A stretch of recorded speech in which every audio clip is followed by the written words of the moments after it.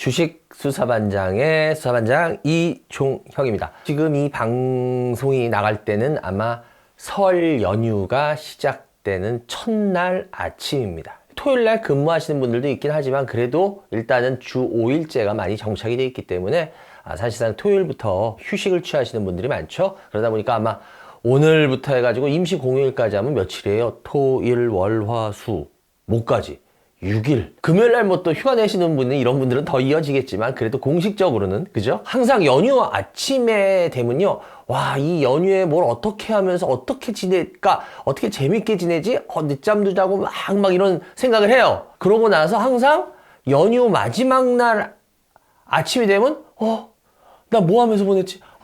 아까워. 전 항상 그랬던 게 생각나요. 그리고 참 재밌는 게 뭐냐면 요번에 이제 우리는 설날, 예전에는 저 학교 다닐 때 어렸을 때만 해도 구정이라 그랬어요. 옛날에는 구정 신정세는 분들이 나뉘었어요. 근데 요즘은 이제 다 옛날로 따지면 구정, 지금 이제 설날이 이제 정착이 됐는데요. 그러다 보니까 어렸을 때 우리 이런 거 가지고 막 장난 많이 치잖아요. 신정 때 한 살을 먹고 구정 때 한 살을 또 먹는다 막. 저희 어렸을 때 막 그런 거 우기는 애도 있었고, 신정 때 한 살을 먹고 그 다음 만 나이는 구정을 지나면서 먹는다 막 이런 애들이 있고. 근데 참 지금 생각하면 웃긴 싸움이거든요.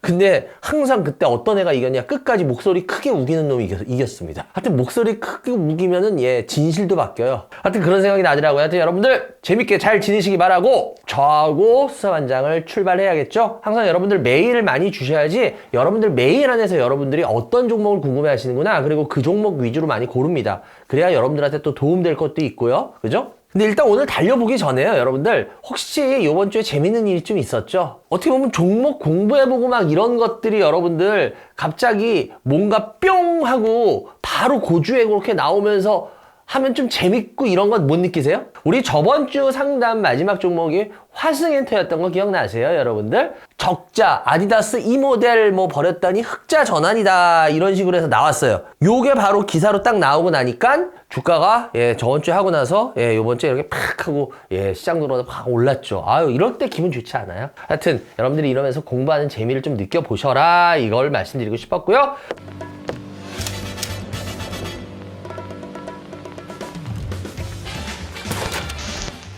오늘의 첫 번째 종목입니다. 호텔신라입니다. 많이들 아시는 종목이죠. 그죠? 워낙 뭐 우리나라 호텔 업계에서 1위 하는 회사니까. 이 호텔신라 같은 경우에는 이게 워낙 개관한 지가 오래됐어요. 1979년에 개관이 됐습니다. 그러니까 벌써 몇 년이에요?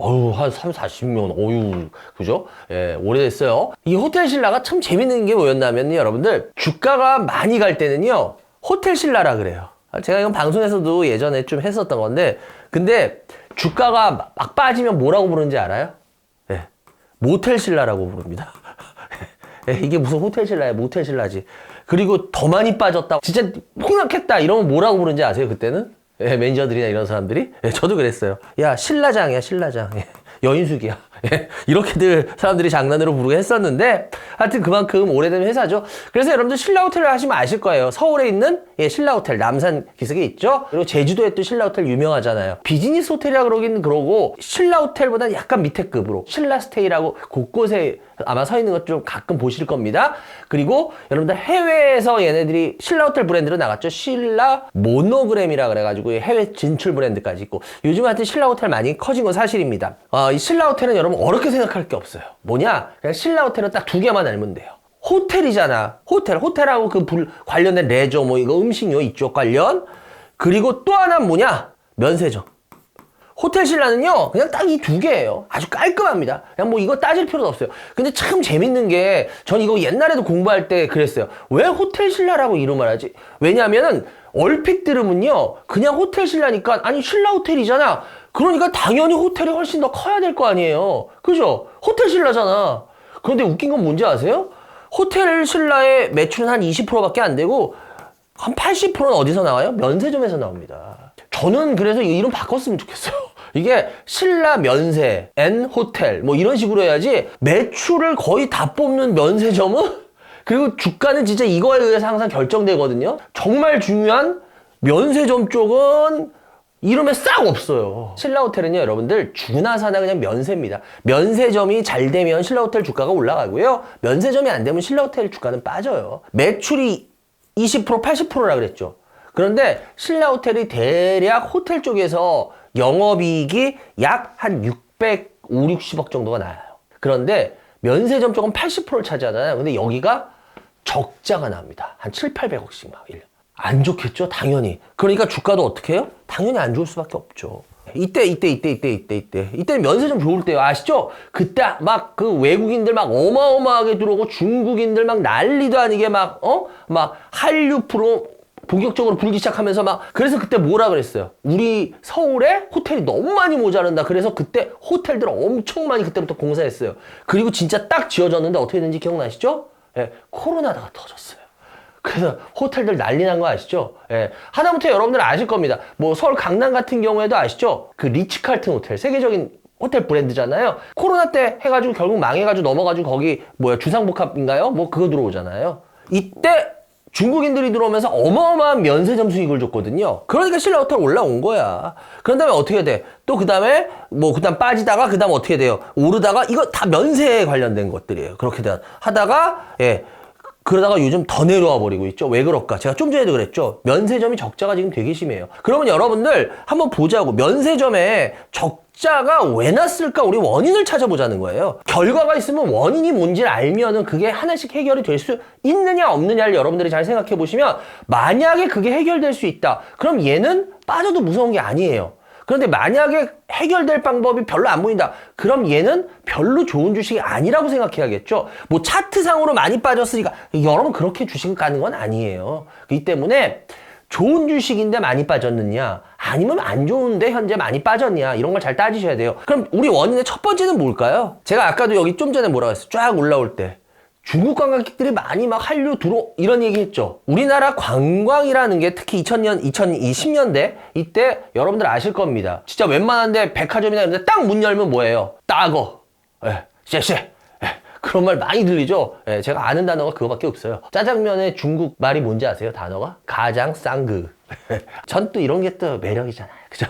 첫 번째 원인은 결국 뭐냐면 여러분들 중국인들 얘네 매출의 거의 80%가 여기서 나옵니다. 80%가. 근데 중국인 관광객들이 예전 갔나요? 서울에 있는 큰 백화점들 나가보시면 여러분들 중국인들 물론 말소리 들립니다. 근데 예전에는요 다 중국인이었어요. 이때만 해도 저 외국 나갈 일이 있어서 잠깐 뭐 이렇게 면세점 같은 데 가잖아요. 진짜 다 중국인이에요. 그런데 요즘은 여러분들 중국인들 그렇게까지 막 엄청난 숫자가 아니에요. 요즘은 여러분들 동남아 사람들 아시죠? 굉장히 많습니다. 전 그래서 일부러 백화점을 한 번씩 나가봐요. 왜? 어떻게 지금 현재 돌아가고 있나 이런 것도 알아보기 위해서 한 번씩 나가거든요. 그러면은 진짜 동남아 사람들 굉장히 많습니다. 오히려 중국 사람들 물론 보이긴 하지만 옛날에 비해 엄청나게 줄었어요. 그러면 얘네한테는 좋겠냐? 얘네한테는 좋을 게 없죠. 두 번째, 이 면세점이 적자가 계속 이렇게 늘어나는 거는요. 얘네 전체 매출의 절반 이상이 면세점 매출의 절반 이상이 어디서 나오냐면요. 따이궁이라고 아시죠? 따이궁. 중국의 보따리 상해들. 이 옷장사 하시는 분들은 여러분들 사입이라는 말 아세요? 동대문대 같은 데서 평화시장 이런 데서 도매로 엄청나게 물건 싸가지고 새벽 시장에 보면 막 보따리들이 관광버스 앞에 쫙 있어요. 막. 그 지방에서 옷 파시는 분들이 거기 와서 물건 띄어서 가는 거예요. 그래서 그렇게 사입하는 거. 그런 분들이 이제 동대문 시장 이런 걸 다 먹여 살렸다 그러잖아요. 마찬가지로 그런 중국 보따리상들, 이 따이궁들이 이 우리나라 면세점을 먹여 살렸었습니다. 제가 왜 지금 그걸 얘기하냐면 실은 코로나 때 여러분들 외국인 관광객 들어왔나요? 못 들어왔잖아요. 워낙 이거 망해야 정상이에요. 코로나가 터졌을 때가 여기잖아요. 2022년 3월이었으니까. 근데 그때부터 해가지고 코로나 기간 동안 어느 정도 해결된 게 2022년까지잖아요. 그죠? 2023년만 해도 뭐 그랬는데 오히려 보세요. 코로나 기간 동안에 주가 어때요? 확 밀려버렸나요? 안 밀렸죠? 여러분 아실 거예요. 제일 큰 관광 막 이런 애들 막 망해가지고 막 눈물에 막 폐업들 막 하고 그때 뉴스에 많이 나왔잖아요. 근데 어때요? 워낙 이렇게 돼야지 정상이에요. 근데 안 흔들렸어요, 거의. 이게 왜 그럴까? 그때 이 면세점 매출을 거의 내준 게 중국 보따리상들이었어요, 그래도. 그때 와가지고 막 일주일씩 격리하고 그 다음 돌아다닐 수 있고 그랬잖아요. 근데 그럴 때 그렇게 했어요. 그래서 솔직히 이 따이궁들, 이 중국 보따리상들이 굉장히 혁혁하게 공을 세워준 건 맞습니다, 호텔신라한테. 그런데 이 따이궁들을 지금 호텔신라가 줄이고 있어요. 이제 이걸 뭐라고 말하냐? 토사구팽이라는 거 아시죠? 이렇게 사냥개를 할 때는 그러지만 다 하고 나면 뭐 그 개를 뭐 잡아먹나 막 이래서 토사구팽. 이 따이궁들이 어떻게 보면 호텔신라한테 토사구팽 되고 있는 것 같아요. 왜? 이제는 신라 호텔이 좀 변해야 되기 때문에 이 따이궁들에 대해서 많이 주던 혜택을 확 줄이고 오히려 이쪽을 줄여버리고 있어요. 왜냐면 이게 수익적인 측면에서 아주 도움이 되는 게 아니거든요. 세 번째 이유는 뭐였냐? 중국인 관광객들 여행 패턴들이 바뀌었습니다. 여러분들 중국인 관광객들이 여행 패턴 되게 재밌는 거 아세요? 특히 단체 관광. 이런 깃발 들고 따라라 해서 하는 거. 그런데 아실 거예요? 근데 그런 분들 보면요. 중국인 관광객들이요. 잠은요. 예를 들어 서울이다. 그럼 서울 외곽 지역이나 변두리 지역 좀 숙박비를 되게 아낀대요. 근데 희한한 게 뭔지 아세요? 뭐 면세점이나 이런 데 가서 사는 거는 굉장히 많이 난대요. 오히려 그런 데 돈을 쓴대요. 이게 좀 그 나라에 어떻게 보면 좀 고유적인 어떤 특색이라 그럴까요? 그러니까 굉장히 이 단체 관광객들이 중요했거든요. 근데 요즘 중국인 단체 관광객들 뭐 속된 말로 이렇게 깃발 들고 다니는 이런 사람들 많이 보이는 줄 아세요? 생각보다 별로 안 보여요. 이제 중국도 개별 여행으로 다녀요.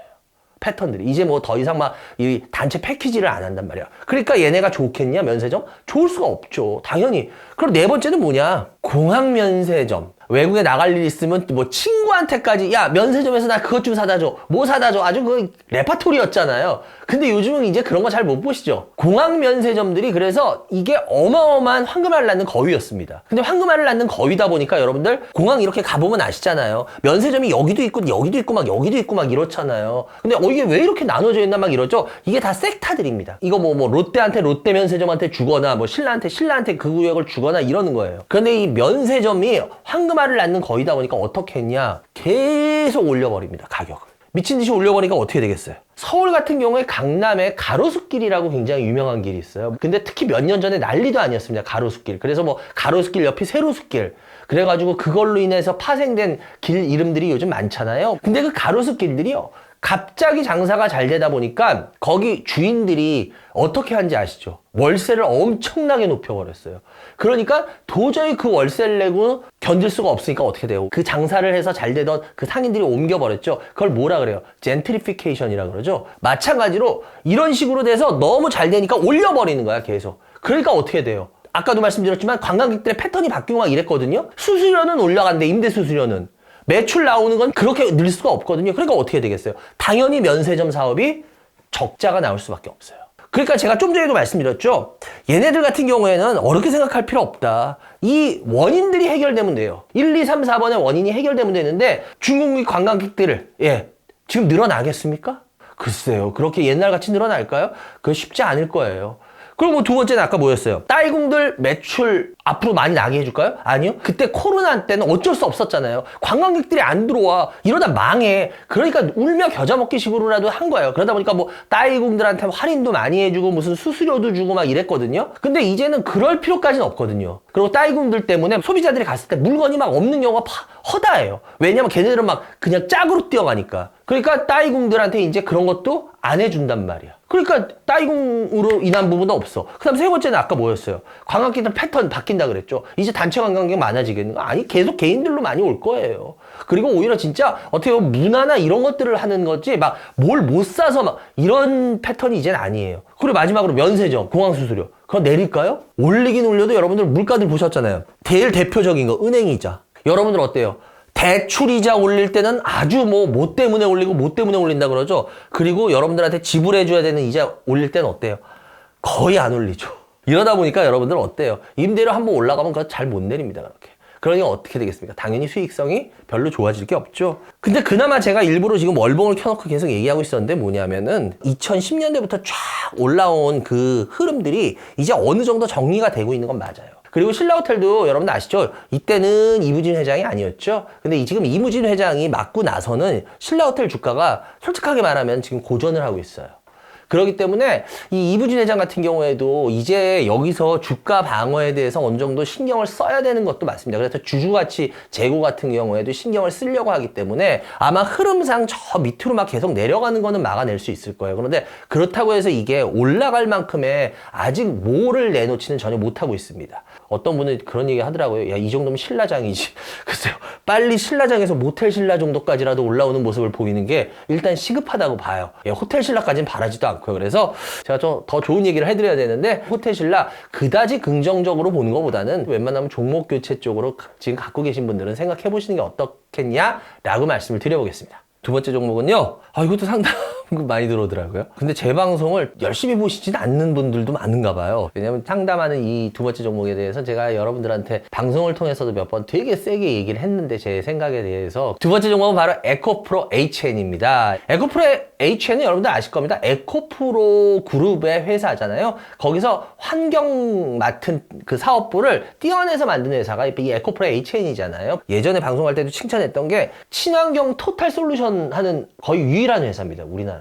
전 그래서 그 부분을 굉장히 높이 평가했어요. 어느 정도 나중에 분명히 주가로 반영이 될 겁니다 라고 얘기를 했는데, 일단 얘네들 같은 경우에 여러분들 매출 구조를 따져보시면 알죠. 케미컬 필터 매출이 얘네가 대략 한 30% 정도가 클린룸 케미컬 필터라 그러는데요. 이런 걸 가지고 클린룸. 여러분 아실 겁니다. 클린룸이면 어디예요? 깨끗한 방. 어딜까요? 무균실, 병원일까? 아니죠. 반도체 같은 거 만드는 데죠. 그래서 반도체 들어갈 때 여러분들 어때요? 막 가운 같은 거 하얀 거 달걀 귀신 같이 막 이렇게 들어가기 전에 웽 하고 칙칙칙 하고 한 다음에 그 다음에 작업실 들어가는 거 그런 거 보셨죠? 그렇게 하기 때문에 굉장히 중요합니다. 이 클린룸이. 왜? 그런 먼지 하나에 그 오차가 생기면 결정타를 날려버립니다. 그래서 이 클린룸, 거기에 들어가는 케미컬 필터예요.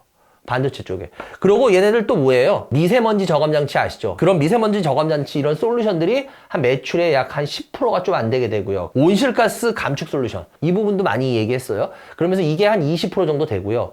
제일 많이 매출을 차지하는 건 이게 뭐냐면요. 수처리예요. 수처리 필터. 이게 한 매출의 거의 한 40에서 거의 한 50%가 나와요. 근데 이게 왜 그러냐면 이 반도체 쪽이 클린룸 케미컬 필터 얘가 마진율이 좋아요. 왜냐, 반도체는 여러분들 정밀하잖아요. 거기에 들어가는 필터이기 때문에 가격을 좀 세게 받아도 돼요. 그래서 워낙 얘네가 마진이 높거든요. 그래서 얘네가 계속 더 많이 팔려야 돼요. 그런데 얘네가 잘 팔리질 못하잖아요. 대신 얘네 수처리 필터 있잖아요. 요즘 뭐 물 되게 중요하잖아요. 저 어렸을 때만 해도 학교 운동장 있잖아요. 거기 수도꼭지. 운동하다가 막 힘들면은 그 수도꼭지에 입 대고 하고 먹고. 저희는 그게 너무 일상이었어요. 근데 요즘 그래요? 전혀 아니잖아요. 그만큼 이제 물이 많이 오염이 되고, 그래서 이게 필터가 많이 더 깨끗해져야 되고 여러 가지 그런 문제가 생기잖아요. 그런데 수처리 필터 이게 그런 쪽으로만 잘 되면 되는데 얘네는 그게 아니에요. 왜 그러냐면 얘네는요, 이 수처리 필터가 모두 자기네 회사 겁니다. 회사 쪽에 필요한 그쪽으로 나가요. 회사 쪽에 에코프로 그룹에 관련된 거에 필요한 수처리 필터를 해주면은 여러분 생각해 보십시오. 비싸게 받을 수 있겠어요? 직원 세일가 아시죠? 전자제품도 친구나 뭐 너 아는 사람 있으면 직원한테 부탁해서 하죠. 직원 세일가 틀리잖아요, 가격. 그러니까 뭐야? 이건 많이 팔아도 이 마진이 돈이 되겠어? 별로 안 되죠. 그러다 보니까 얘네 같은 경우에 실적에 있어서 영업이익률이 떨어질 수밖에 없는 구조예요. 그래서 이 에코프로 HN이 별로 그다지 좋은 구조는 아니에요. 제 기억이 맞다면 아마 얘네가 작년 9월쯤인데 바로 이때쯤이죠. 약 한 2천억 가까이 유상증자인데요. 에코프로 HN 유상증자 1750억 조달 성공. 얘네 시총의 거의 20%가 좀 넘죠. 굉장히 크게 유상증자한 겁니다. 워낙은 하고 나서 주가가 쭉 망가져야 되는데요. 주가가 이렇게 순간 이때 빠졌다. 요게 유상증자 발표 때문에 맞아요. 그리고 난 다음에 좀 이러다가 그 다음에 쭉 올라요. 왜 이랬을까? 뭐 여러 가지 이유는 있어요. 근데 얘네들 같은 경우에 제가 항상 말씀드리지만 여러분들, 유상증자는 나쁜 거, 무상증자는 좋은 거. 여러분들 이제 이런 공식은 조금씩은 그래도 깨지신 것 같아요. 제가 전에 또 방송에서 계속 이런 부분을 강조했는데 여러분들, 유상증자는 꼭 나쁜 게 아니에요. 무상증자는 뭐 그냥 우리가 흔히 말로 이러잖아요. 공짜로는 뭐 양재물도 원샷 한다며요. 물론 공짜 좋아합니다. 공짜 싫다는 사람이 어딨어요? 저도 좋아해요. 근데 세상에 공짜는 없다라는 말도 아시죠? 어쨌거나 유상증자를 하는데 유상증자의 목적이 뭐냐가 제일 중요한 겁니다. 유상증자가 자기네 뭐 회사 돈 갚으려고 유상증자한다. 전 이러면 아주 그냥 방송이기 때문에 그때는 쌍욕을 못 했는데요. 아주 나쁜 새끼들이에요. 아니 지네들이 하다가 빚 이렇게 해가지고 회사가 어려워지고 하면은 너희 우리 주주인데 우리 망하면 니네도 안 좋잖아. 그러니까 니네 돈 내놔. 무슨 강도야? 아주 못돼 먹은 거죠. 그러니까 그런 건 전 너무너무 싫어해요. 그런데 얘네 같은 경우엔 뭐예요? 그게 아니죠. 자기네가 분명히 있었죠. 뭐예요? 온실가스인가요? 저감장치 뭐 하는 거 거기에 돈 들이겠다. 그런 다음에 2차 전지장에 뭐예요? 도가냐고 도파트인가 뭐 시설 때문에 쓰겠다 그랬죠. 그러니까 주가가 올라가는 거야. 회사의 긍정적인 부분에 시설을 갖추는 데 쓴다는 게, 그러니까 돈이 명백한 거야. 우리 그래서 부모님들 그러잖아. 용돈 딱 받고 나서 아버지 용돈 좀 더 주세요. 그러면 너 이번에 용돈 준 지 얼마 안 되잖아. 데이트하거나 이럴 때는 그거 막 얘기 못 하잖아. 어떻게 둘러대야 되는데, 그죠? 그래서 제일 많이 한 게 뭐예요? 책 원서 같은 거 한 딱 쓰면은 뭐예요? 한 명이 사면은 4-5명이 그걸 가지고 돌리죠. 아버지 이거 엄마 이거 샀어요. 돈 받고 예. 솔직히 하시면 많잖아요. 그래. 부모님도 돈 줄 때 확실하면 준단 말이야. 그러니까 이렇게 유상증자가 돼도 확실하면 이렇게 주가가 다시 반등을 해요. 그리고 얘네가 신규 사업적으로 반도체 소재 쪽으로 나가고 그 다음 2차 전지 그 전액 첨가제 쪽을 나갔죠. 이게 이제 뭐 한 3종류 정도를 지금 그 개발 중에 있다 그러는데 올 하반기인가요? 올해와 내년에 순차적으로 시장에 이제 나오는 것 같아요. 전액 첨가제가 2차 전지요. 지금도 쭉 얘기했지만 여러분들 이 회사 같은 경우에 에코프로 같은 경우에 여러분들 어때요? 2차 전지로 워낙은 예 재작년에 날랐던 회사죠. 장난 아니었어. 그때 2차 전지 얘기 안 하면 큰일 났잖아요. 재작년 상반기 때는. 예, 영원무궁하게 날아갈 줄 알았잖아요. 어떻게 됐나요? 지금 다 무너지고 그분들 지금은 예, 안 보이대요. 예. 어쨌거나 제가 이 회사에 대해서 얘기하고 싶은 부분은 뭐냐면은 제가 아마 방송에서 몇 번 상담할 때 이 얘기를 했을 거예요. 에코프로 HN이 굉장히 주가가 한번 이렇게 올라오고 나서 그 다음에 또 올라오고 나서 제가 뭐라고 했냐면 전 이제 에코프로 HN에 대해서는 좀 좋은 생각을 접겠습니다라고 얘기했었어요. 그 진짜 얘네가 이 환경 이런 거에 유일한 업체라는 거에 매력을 느꼈는데 그때 워낙 에코프로 관련들이 주가가 2차 전지들이 전기차 이런 걸로 해서 날르는 바람에 얘까지 같이 날랐어요. 그래서 제가 요때일 겁니다. 아마 2021년도 아마 6, 7월경에 한번 제가 그 방송국에서 했던 자료를 찾아보시면 저는 여러분들 다시 한번 말씀드릴게요. 저는 제 말을 뒤에 숨는 그런 비겁한 짓 안 합니다. 예, 뭐 다른 분들은 다 뭐 이렇게 얘기했다 불리하면 말 싹 다 바꿔 하는데 여러분 저는 그냥 욕을 먹어요. 차라리 뭐 제가 말한 거 안 했다 그러면 그게 더 웃긴 거죠. 예, 아직 내 실력이 안 돼서 잘못 봤나 보죠. 그러면서 여러분들한테 차라리 인정을 하는 게 낫지. 전 또 싫은 건 있어요. 제가 얘기한 걸 자기가 못 들었다고 얘기하지 않았다라고 얘기하는 거 저 그건 굉장히 좀 싫어요. 전 신상필벌은 분명해야 된다는 사람이거든요. 자기들이 못 보신 거 그 부분은 제가 어떻게 할 수 없는 거잖아요. 그죠? 제가 그때도 이거에 대한 생각을 접었던 이유는 환경적으로 계속 이런 미세먼지 이런 게 너무 매력적이었는데 2차 전지로 이렇게 주가를 같이 움직여버리고 나면은 그러면 이 회사는 상당히 쉬게 됩니다. 제가 아마 그때 분명히 이 멘트를 분명히 했을 겁니다. 그러면서 지금 계속 쉬는 상태가 나오고 있어요. 그리고 또 하나 제가 좀 전에도 말했지만 뭐 2차 전지 전액 첨가제 막 이런 사업으로 지금 신규 사업 계속 진출하면서 키우려고 하거든요. 저는 환경 쪽으로 해서 이 회사를 좋게 봤었는데 자꾸 2차 전지 쪽으로 다시 몸이 중심 스탠스가 좀 더 가는 것 같아요. 그래서 저는 예전에는 이 회사에 대해서 굉장히 긍정적으로 봤던 사람인데 지금은 그 2차 전지 그때 한번 주가가 오르고 나서부터 생각을 바꾸고 나서 지금은 전 조금 에코프로 HN에 대해서 안 좋게 생각해요. 제가 봤던 장점이 점점 사라지고 있다. 제가 보기에는. 어떤 분들은 어떻게 생각할지 모르겠지만 저는 이 회사에 대해서 일단은 계속 안 좋은 시각을 지금 갖고 있어요. 이 반장이 진짜 그랬냐 안 그랬냐? 예, 제가 분명히 밝혔습니다. 그렇기 때문에 저는 제 말 뒤에 숨지 않는다고 말씀드리고요. 앞으로도 제 방송에 대해서 여러분들이 열심히 봐주셔야지 제가 어떤 이야기와 어떤 스탠스를 취하는지에 대해서 아십니다. 하여튼 에코프로 HN 그다지 좋은 말 못 드려서 갖고 계신 분들 죄송하고요. 잘 한번 생각해 보시기 바랍니다. 오늘의 마지막 종목은 여러분들 대웅제약입니다. 대웅제약 하면 여러분들 다들 아시죠? 뭘로 유명해요? 우루사. 저희 어렸을 때만 해도 그때 누구였냐면 모델이 백일섭 씨였어요. 백일섭 선생님. 예, 그분이 딱 나와서 남자에서 우루사 딱 하는 거. 그래서 반애들이 막 자기 힘센 척하면서 난 우루사 이러면서 막 애들 덤비라고 했던 거 그런 참 유치한 장난 했던 거 기억나는데요. 이 우루사 같은 경우에는 굉장히 오래됐어요. 1945년도에 설립됐습니다. 우리가 광복하는 해였죠. 역사적으로 굉장히 긴 회사예요. 그래서 여기 같은 경우에 제일 대표적인 약품들이 우루사 그리고 또 뭔가요? 소화제, 배아제 아시죠? 배아제. 그리고 B콤씨 들으면 다 맞아 하실 거예요. 그리고 요즘은 센세아라고 해서 여러분들 아실 겁니다. 혈당 측정 의료기기 아세요? 이런 것들을 주로 만들어요. 그러다 보니까 이 회사를 여러분들이 잘못 이해하시는 분들이 있어요. 예를 들어서 B콤씨 주세요. 우루사 주세요. 근데 그런 거 꼭 의사 처방 없이 살 수 있잖아요. 그죠? 우린 그런 걸 뭐라 그래요? 일반 의약품이라 그러죠? OTC라 그러나요? 그 대웅제약은 이런 게 워낙 유명하기 때문에 일반 의약품의 비중이 높을 거라고 생각하거든요. 근데 실은 이 일반 의약품은요, 차지하는 매출이 10에서 한 20% 정도밖에 안 돼요. 그리고 우리가 ETC라 그러죠. 전문의약품. 예를 들어서 여러분들 뭐 마이식 연고. 일반인들 살 수 있나요? 못 삽니다. 병원에 가서 의사 처방이 있어야지만 사요. 대웅제약은 이 ETC의 비중이 매출에서 6에서 70%입니다. 훨씬 높아요. 그럼 이거 합치면 100이 아닌데? 그럼 나머지는 뭐지? 할 거예요. 나머지는 여러분 제가 오늘 계속 얘기하겠지만 나보타라고 여러분 아시나요? 톡신이라고 그러죠. 그러니까 쉽게 말하면 보톡스예요. 보톡스. 이게 나머지 한 10에서 또 20%를 차지해요. 대웅제약 같은 경우에는요. 여러분들 4분기 실적이 굉장히 잘 나왔어요. 그래서 보면은 4분기 때도 이렇게 그 흐름들이 좋았어요. 근데 이때 시장 조정받을 때 조정받고 일단 흐름은 4분기 때 굉장히 실적이 좋았는데 왜 잘 나왔냐면요. 에코프레 HN 때도 말인데 예를 들어서 고마진 쪽이 잘 나와야 되는데 고마진이 아닌 쪽이 잘 나오기 때문에 영업이익률이 떨어진다 이런 얘기 했잖아요. 그죠? 고마진 쪽이 매출이 잘 나와요. 고마진 제품은 그 아까 제가 좀 전에도 말했지만 나보타 같은 거 있죠. 보톡스 관련된 톡신. 그 다음에 팩스쿨러라고 있어요. 팩스쿨러. 이게 뭐냐면 위식도 역류성 약품인데요. 이런 것들이 굉장히 좋았습니다. 그러다 보니까 신제품 이런 것들이 좋았기 때문에 그래서 대웅제약의 4분기 실적이 굉장히 좋은 걸로 나와요. 그런데 여러분들 이 대웅제약은요 기존 약들 있죠. 제가 좀 전에도 말했지만 우루사, 뭐 비콤씨, 뭐 예를 들어 베아제 막 이런 것들 있죠. 뭐 센스야 이런 것들은 여러분들 기본빵을 해줍니다. 근데 문제는 뭐냐? 안정적인 기본빵을 해주는 대신 여러분들 뭐 갑자기 우루사 어마어마하게 많이 사 먹어요? 성장을 그렇게 쉽게 할 수 있는 분야가 아니에요. 축구로 따지면 어떻게 보면 수비수예요. 탄탄한 수비수. 그러니까 골을 잘 안 먹어요. 그러니까 쉽게 말하면 매출을 잘 기본빵 나오게 해줘요. 대신 뭐예요? 회사를 키우려면 매출을 땡겨줄 수 있는 애들이 있어야 돼요. 그게 뭐야? 신규 제품들입니다. 우리가 축구팀을 만들었어. 공격수를 데려왔어. 뛰어난 공격수. 근데 이 공격수들이 골을 많이 넣어줘야 되잖아요.